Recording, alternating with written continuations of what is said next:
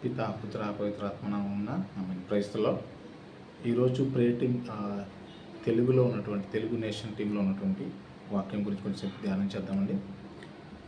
జెఫన్యా గ్రంథము 1వ అధ్యాయము 12వ వచనం నుంచి 13వ వచనాలు. జెఫన్యా గ్రంథము 1వ అధ్యాయము 12, 13 వచనాలు. ఆ కాలమున నేను దీపమును తీసుకొని యెరూషలేము నెల్లా గాలింతును, తాము నమ్ముకొని ఉండు వారిని దండింతును. ప్రభువు మంచిని కానీ చెడును కానీ చెయ్యడులే అనుకుని వారిని శిక్షించును. ఆ కాలమున అంటే పర్టికులర్ సమయంలో, దేవుని యొక్క కాలమున, దేవుడు నిర్ణయించుకున్న సమయంలో, దేవుడు అనుకున్నటువంటి సమయంలో, ఆయనకు ఇష్టమైన సమయంలో, ఆ కాలము అంటే దేవునికి నచ్చిన కాలం, దేవుని యొక్క నిర్ణీతమైన కాలంలో ఆయన ప్రభు చెప్తున్నాడు, నేను అంటే ప్రభువు దేవుడు దీపమును తీసుకొని, అంటే వెలుగును తీసుకొని, దేవుని యొక్క ఆత్మను తీసుకొని, దేవుని యొక్క శక్తిని తీసుకొని యెరూషలేము నెల్లా గాలింతును.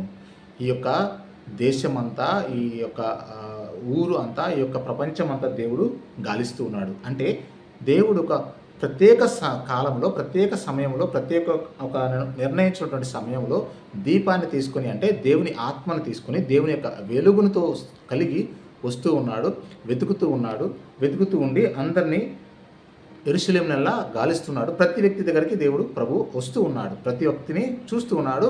చూసి ఆ వెలుగును ప్రతి వ్యక్తి దగ్గర పెడుతూ ఉన్నప్పుడు, ఆ వెలుగు పెట్టినప్పుడు ఏమవుతుందంటే మనలో ఉన్నటువంటి ప్రతిదీ కూడా దేవునికి కనిపిస్తుంది. మనలో ఉన్నటువంటి చీకటి కానీ, మనలో ఉన్నటువంటి దేవునికి వ్యతిరేకమైనది కానీ ప్రతి ఒక్కటి కనిపిస్తుంది. అంటే ఎలా చెప్పాలంటే దేవుడు మనల్ని మొత్తాన్ని కూడా స్కాన్ చేస్తూ ఉన్నాడు. ప్రతి ఒక్కటి కూడా దేవుడు చూడగలిగిన దేవుడు మన దేవుడు. మనం అనుకుంటాం మనం ఎవరు కూడా మనల్ని చూడలేరు అనుకుంటూ ఉంటాం. కానీ ప్రభు మన ఆలోచనలు, మన యొక్క తలంపులను, మన యొక్క క్రియలను అన్నిటినీ కూడా దేవుడు చూస్తూ ఉన్నాడు. వాటి గురించి దేవుడు ఆలోచిస్తూ ఉన్నాడు. వాటిని గురించి దేవుడు పట్టించుకునే దేవుడు మన దేవుడు. సో మనం ఎలాంటి వాళ్ళం అనేది దేవుడు ఒక నిర్ణీత సమయంలో, దేవుడు అనుకున్న సమయంలో ఆయన మన దగ్గరకు వస్తూ ఉన్నాడు. వచ్చే ప్రతి ఒక్కరిని కూడా స్కాన్ చేస్తున్నాడు, ప్రతి ఒక్కరిని కూడా చూస్తూ ఉన్నాడు. మంచి చెడులను ఎలా చేస్తున్నారో చూస్తున్నాడు.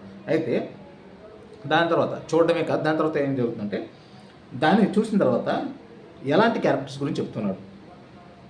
తాము నమ్ముకొని ఉండు వారిని దండింతును.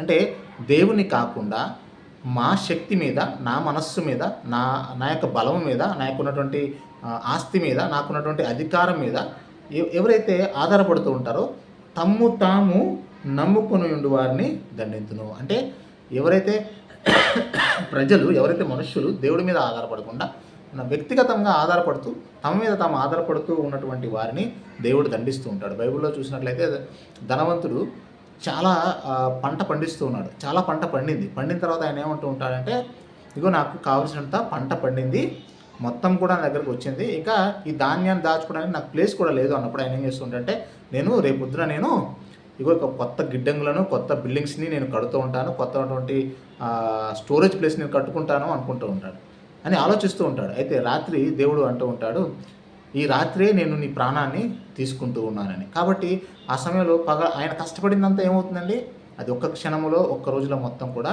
పోతూ ఉంది. కాబట్టి తాము నమ్ముకుని వారిని దేవుడు దండిస్తూ ఉన్నాడు.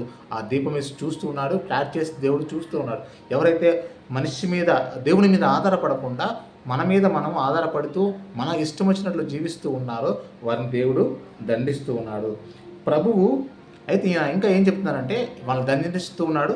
ప్రభువు మంచిని కానీ చెడును కానీ చెయ్యడులే అని అనుకుని వారిని శిక్షించును. ప్రభువు మంచి చేయలేడు, చెడు చేయలేడు, ఆయన ఏమి చేయలేడు.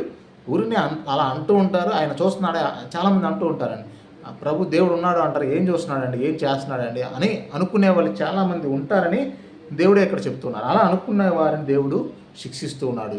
నేను చెడు చేస్తున్నాను, నేను చెడుగా ఉంటున్నాను, లేకపోతే మంచి చేయట్లేదు, నా ఇష్టం వచ్చిన నేను ఉంటున్నాను, అలా ఫీలింగ్లో ఉన్నటువంటి వారికి దేవుడు ఏమి చూడలే అనుకున్న వారిని దేవుడు ఇక్కడ వాక్యం చెప్తూ ఉంది క్లియర్గా.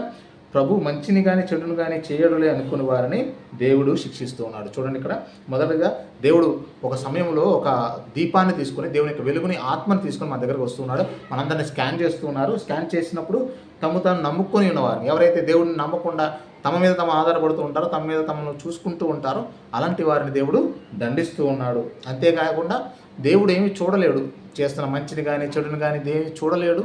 నా ఇష్టం వచ్చిన నేను జీవిస్తాను అనుకునే వారిని దేవుడు శిక్షిస్తూ ఉన్నాడు.